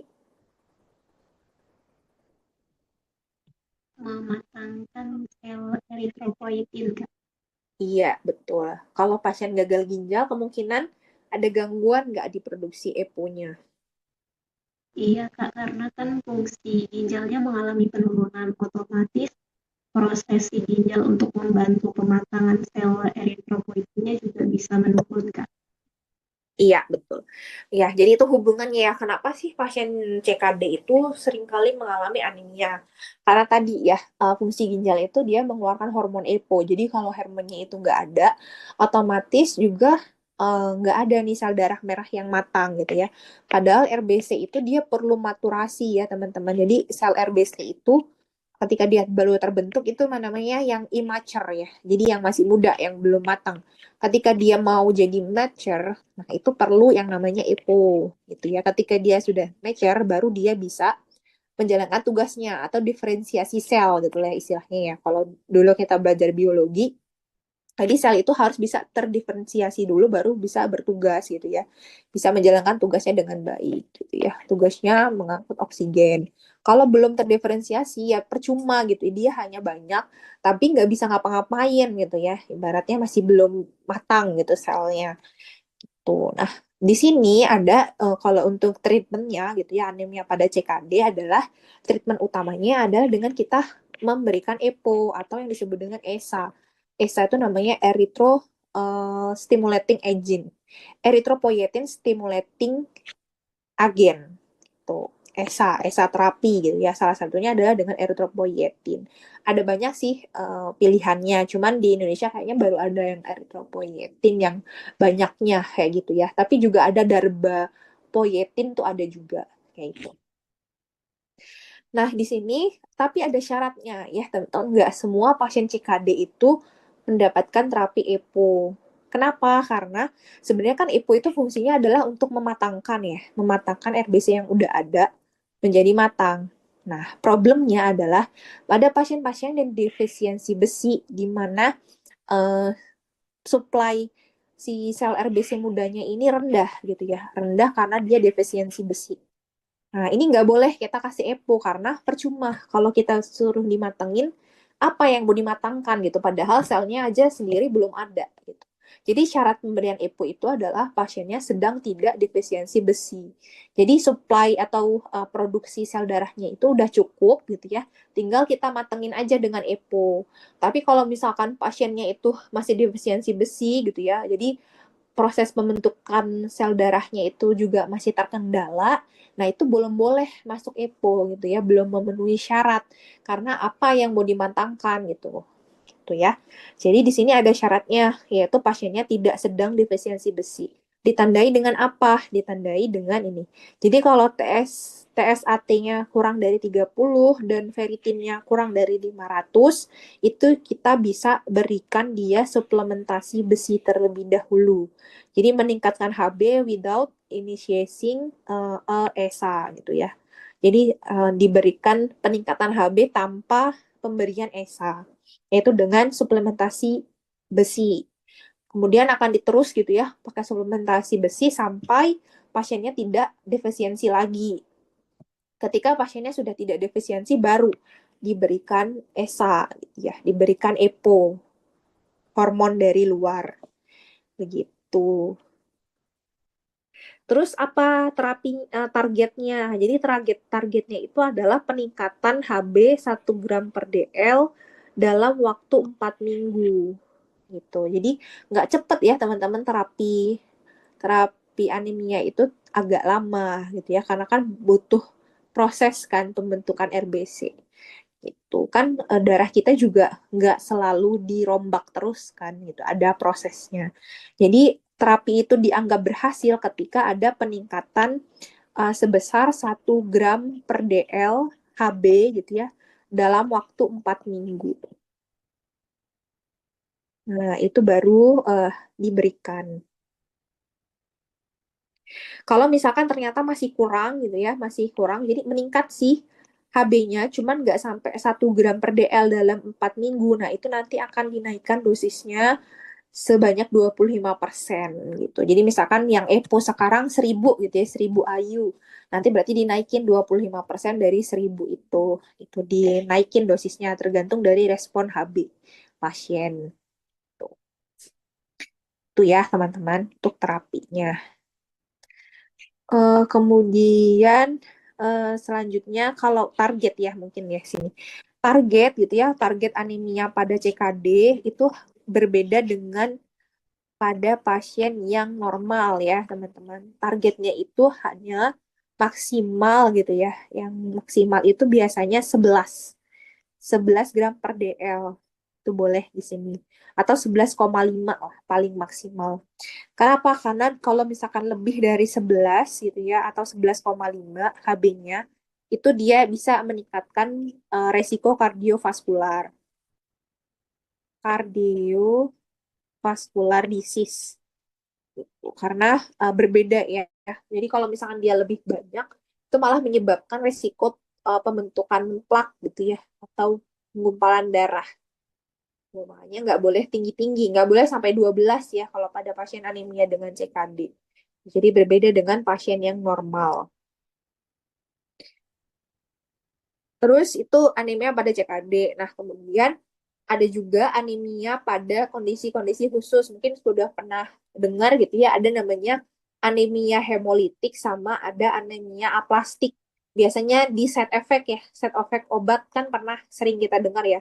Anemia aplastik gitu atau anemia hemolitik. Jadi apa nih perbedaannya gitu ya, dan terapinya seperti apa kalau terjadi anemia hemolitik dan aplastik. Jadi bedanya kalau anemia aplastik itu masalahnya adalah di sumsum tulang. Sedangkan kalau anemia hemolitik itu intinya adalah sel darah merahnya itu lebih cepat hancur daripada pasien yang normal. Normalnya umur dari sel darah merah kita itu selama 120 hari. Jadi sekitar berapa bulan tuh? 4 ya. 4 bulan. Em, mm-mm. Baru akan dirombak dan diganti dengan RBC yang baru gitu ya. Jadi regenerasi selnya setiap 4 bulan. Nah, tapi kalau pada pasien anemia hemolitik sebelum 4 bulan itu udah uh, hancur gitu sel darah merahnya gitu. Kalau untuk pada anemia yang hemolitik. Kalau misalkan anemia aplastik, intinya adalah kerusakan di bagian sumsum tulangnya, jadi akan tidak terjadi peningkatan eritropoiesis. Jadi langsung turun drop gitu ya retikulositnya pada anemia aplastik. Nah, penyebabnya apa? Penyebabnya kalau anemia aplastik itu biasanya adalah karena obat atau toksin. Nah, biasanya itu seringnya ada di obat-obatan kemo. Ya, obat-obatan kemo kan sering ya menyebabkan anemia. Nah, itu namanya anemia aplastik karena dia menghambat sel sumsum tulang belakang. Terus sebenarnya dia akan menghambat semua sel yang cepat membelah. Salah satunya adalah sel sumsum tulang belakang kita akan efek juga. Jadinya akan terjadi anemia aplastik. Kemudian bisa juga karena zat toksin ya, seperti pokoknya semua zat-zat yang mengandung benzen. Nah, itu bisa menyebabkan anemia aplastik. Terus radiasi, kemudian ada infeksi virus, penyakit autoimun, idiopatik juga bisa. Jadi terjadi tanpa sebab. Kemudian kalau yang hemolitik itu biasanya ada autoimun, kemudian bisa juga karena kekurangan enzim G6PD. Jadi di dalam sel darah merah kita itu ada yang namanya enzim G6PD, ada di permukaan RBC, dia untuk menstabilkan sel darah merah. Supaya sel darah merah kita tuh umurnya bisa sampai 4 bulan. Nah, kalau misalkan si enzim ini berkurang gitu ya, jadi nggak ada nih yang tugasnya menjaga membran sel darah kita tuh agar tetap stabil. Makanya dia akan lebih mudah pecah. Kemudian ada hemoglobinopati, misalkan pada pasien dengan talasemia, sickle cell. Ini kan memang sel kelainan darah ya, jadi bentuk RBC-nya itu aneh gitu, nggak seperti normal. Jadi dia nggak bisa berfungsi. Kemudian ada karena obat, toksin, sama infeksi juga bisa. Nah, terapinya gimana? Terapinya kalau misalkan anemia aplastik pasti kita sebisa mungkin mengurangi dari paparan agennya. Kemudian kita juga bisa menterapi kalau penyebabnya adalah autoimun ya teman-teman. Itu bisa kita lakukan imunosupresif gitu ya dengan pemberian siklosporin. Oh. Kemudian kalau ternyata HB-nya drop gitu ya di bawah 7-8 itu bisa diberikan transfusi darah. Dan kalau yang paling beratnya dari anemia aplastik dan sudah nggak respon sama terapi apapun, umumnya harus dengan transplantasi sumsum tulang belakang. Tuh. Pokoknya kalau anemia hemolitik, yang pasti adalah menghentikan penyebabnya gitu ya. Kalau misalnya dia karena obat atau karena toksin, nah itu harus dihentikan dulu obatnya. Kemudian bisa juga kita ketika dia imun gitu ya penyebabnya itu berarti bisa diberikan dengan kortikosteroid atau imunoglobulin. Tuh. Jadi bergantung dengan apa penyebab anemia hemolitik dan anemia aplastiknya. Nah, terus ini adalah list gitu ya, list obat-obatan yang umumnya ditemukan bisa menyebabkan anemia hemolitik. Jadi memang banyak dan terutama antibiotik ya teman-teman. Jadi antibiotik itu banyak yang bisa menyebabkan anemia hemolitik. Terutama pada pasien-pasien yang memang dia beresiko ya. Misalkan pasiennya itu ada kekurangan atau defisiensi G6PD gitu ya. Nah, itu berarti harus hati-hati menggunakan obat-obatan ini. Di sini hampir semua antibiotik itu ada. Ini golongan penisilin, golongan beta laktam dari amoxicillin sampai golongan golongan dari ceftriaxone dan teman-temannya itu ada tuh di sini semua. Kemudian ada koram, fenikol, selanjutnya ada levo juga, ada cipro dan levo gitu ya, golongan fluoroquinolone. Kemudian ada sulfa, trimetropin sama sulfamethoxazole itu juga sama punya set efek ke hemolitik anemia. Terus habis itu ada NSAID dan analgesik itu juga punya ya teman-teman set efek dari NSAID.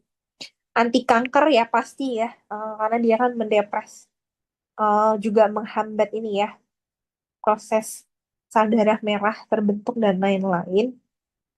Terus agar lain-lain di sini bisa dilihat ada banyak gitu ya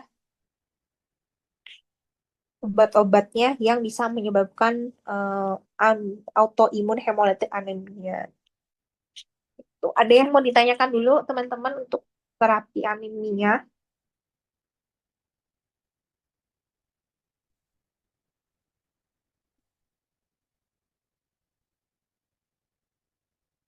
Nggak ada, aman.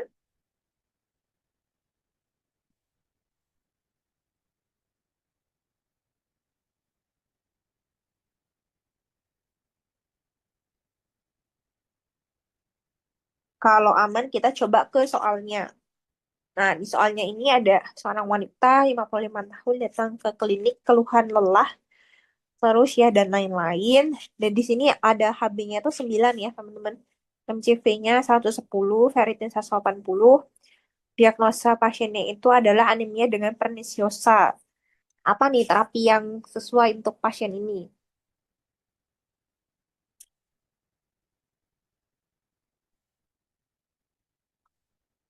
Yang mana nih, teman-teman?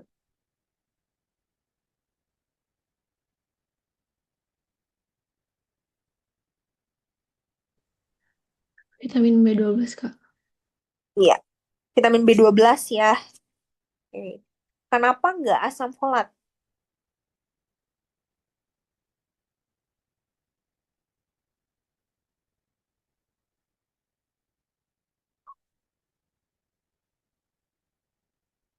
Ayo, kenapa nggak asam folat?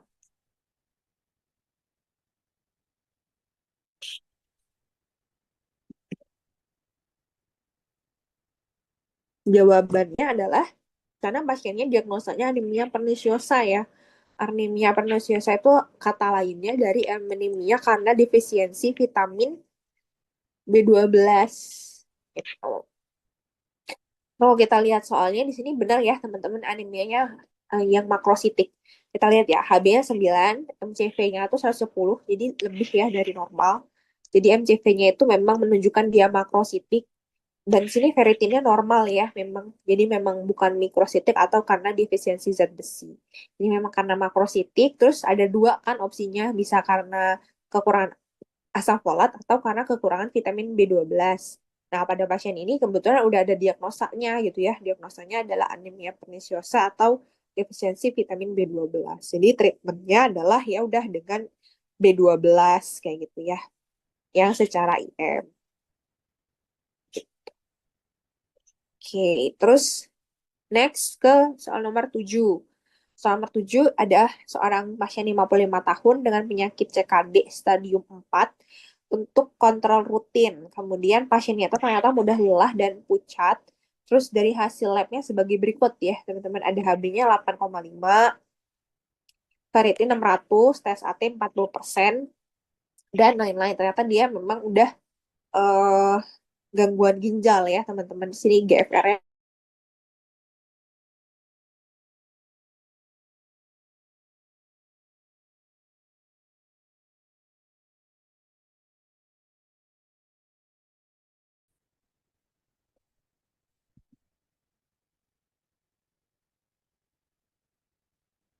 terapi apa yang paling tepat?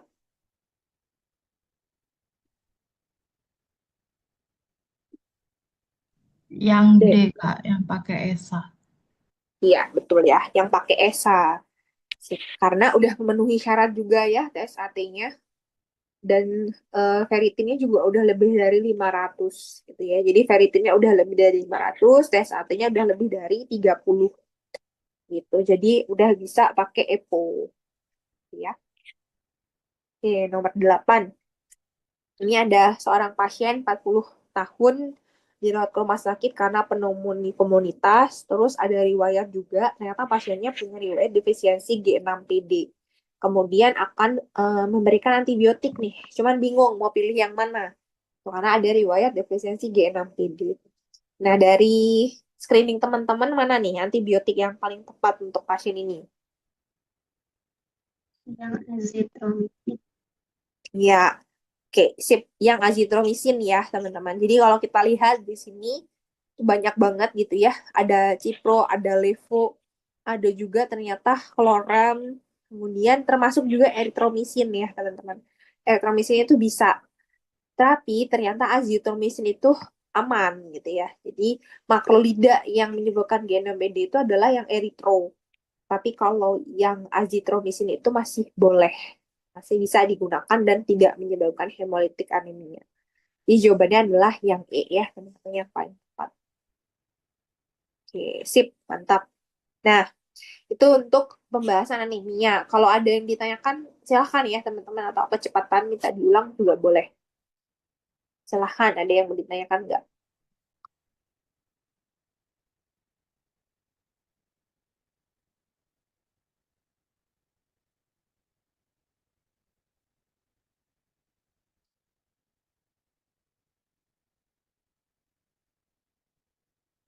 Aman ya? Kalau aman, kita ke yang terakhir. Subbab terakhir yaitu toksisitas. Nah, toksisitas mungkin sudah pernah dapat kuliahnya dulu ya ketika di S1 tentang toksikologi. Toksikologi itu intinya kita mempelajari tentang zat-zat gitu ya, zat-zat atau agen kimia yang dia itu bersifat racun gitu di dalam tubuh kita. Nah, di sini sebenarnya ada ujinya ya, teman-teman. Kenapa sih kita menentukan suatu zat itu racun atau enggak itu dari mana gitu ya, apa namanya, datanya. Nah, sebenarnya itu dari uji klinis. Bukan uji klinis, uji preklinik gitu ya, karena dia treatmentnya adalah ke mencit atau tikus gitu ya, pokoknya ke hewan uji gitu ya. Nanti ada yang namanya istilah LD50, yaitu jumlah zat yang diperlukan untuk membunuh 50% dari populasi ujinya. Tuh, jadi semakin kecil miligram atau kebutuhan dari obat untuk membunuh 50%, itu berarti dia semakin toksik.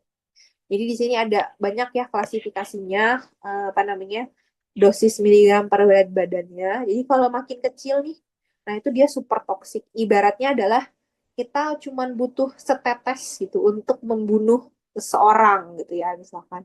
Nah, berarti itu sangat toksik atau super toksik.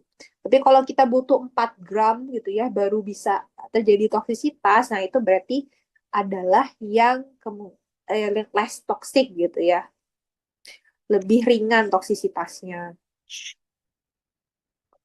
Untuk uji toksisitas dan klasifikasinya. Terus bagaimana sih penanganannya kalau seseorang sudah mengalami toksisitas gitu ya, teman-teman. Jadi sebenarnya ada banyak caranya.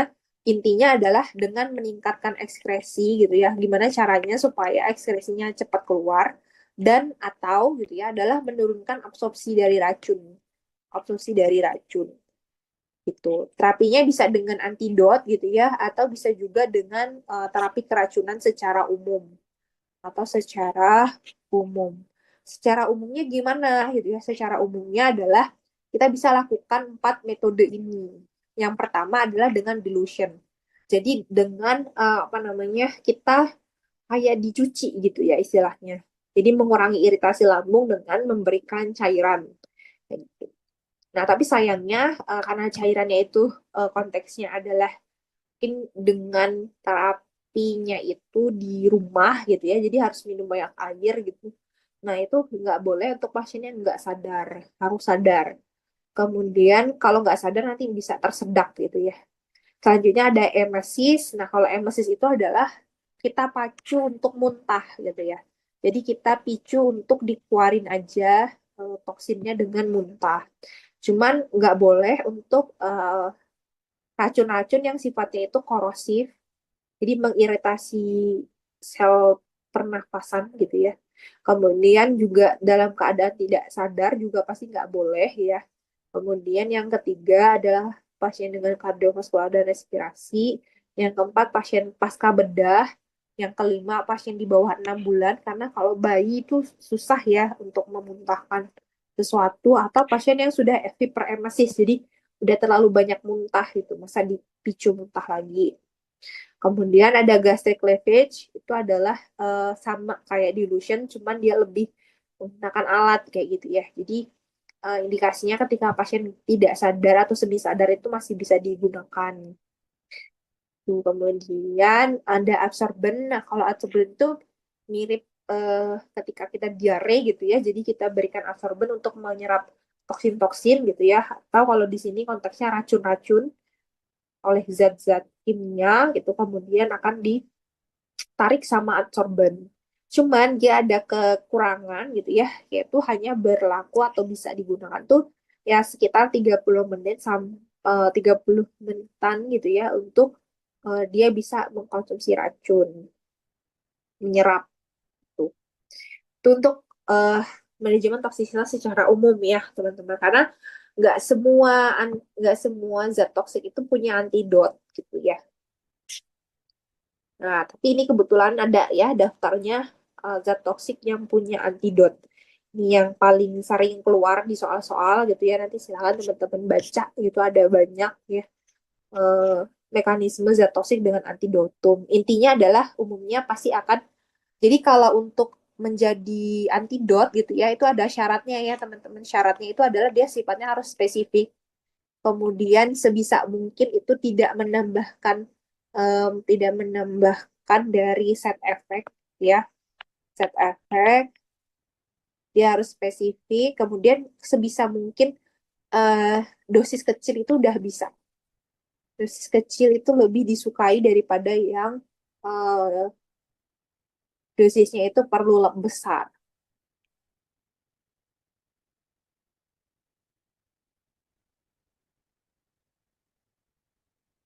Dari kok nulisnya gitu ya.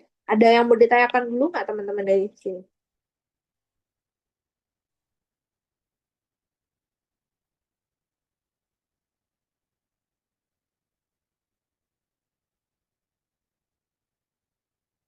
Ada yang mau ditanyakan dulu untuk antidot? Nah, ini ada banyak ya eh, pilihan-pilihannya. Nanti boleh sambil teman-teman baca ya. Terus sama dipahami tentang mekanisme ya teman-teman, mekanisme antidotnya tersebut tuh ngapain gitu, kok bisa menjadikan dirinya sebagai antidot gitu. Banyak ya. Oke, kalau belum ada yang ditanyakan kita ke soalnya aja nih. Soalnya ada senyawa gitu ya diuji eh, di sini LD50-nya itu tercapai pada dosis 100 mg per kilogram berat badan. Nah, di sini dia termasuk ke dalam kategori apa?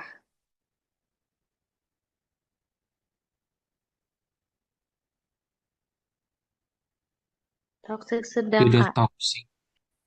Iya, betul ya, moderate toxicity. Oke, sip betul. Nah, ini ya karena 100 ya teman-teman, berarti di sini ya di toxicity sedang. Oke. Terus terakhir nomor 10 ada pasien ke IGD dengan gejala kering, kemudian penglihatan kabur, retensi urin, dan takikardi. Ternyata pasiennya baru aja mengkonsumsi atropin dalam dosis tinggi. Nah, bagaimana terapi dokter memberikan pisostigmine sebagai antidot? Bagaimana mekanisme kerjanya nih terhadap pisostigmine? Yang mana cara kerjanya? Yang beta. Mana obatnya itu adalah dengan menggunakan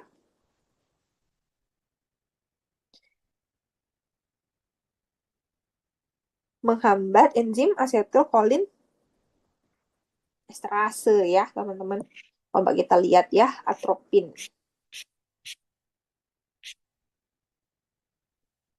Nih.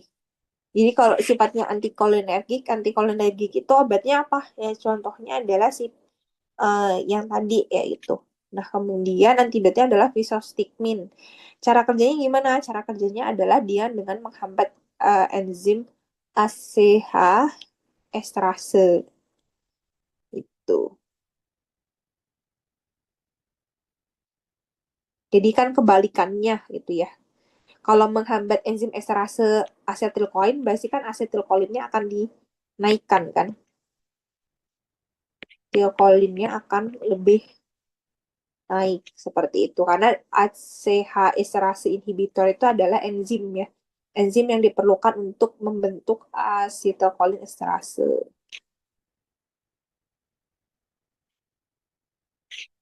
Gitu. Jadi jawabannya adalah benar eh, yang mana nih? Kita jawab yang mana? B, Kak. Ya, betul ya. B. Menghambat kerja enzim asetilkolinesterase.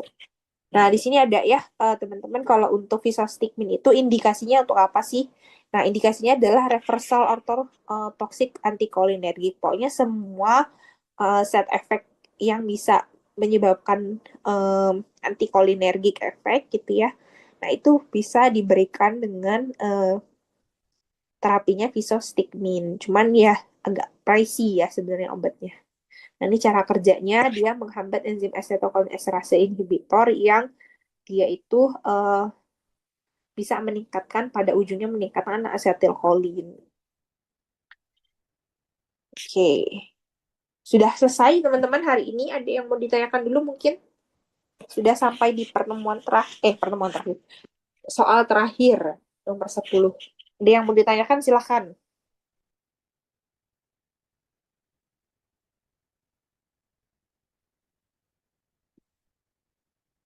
Saya hitung sampai 5 ya. Biasanya kalau dihitung mundur suka ada. Coba. 5, 4, 3, 2, 1. Oke, berarti kalau belum ada pertanyaan, nanti kalau misalnya baru kepikiran mau tanya apa gitu ya, boleh ya teman-teman. Masalah tanyain aja. Oke deh.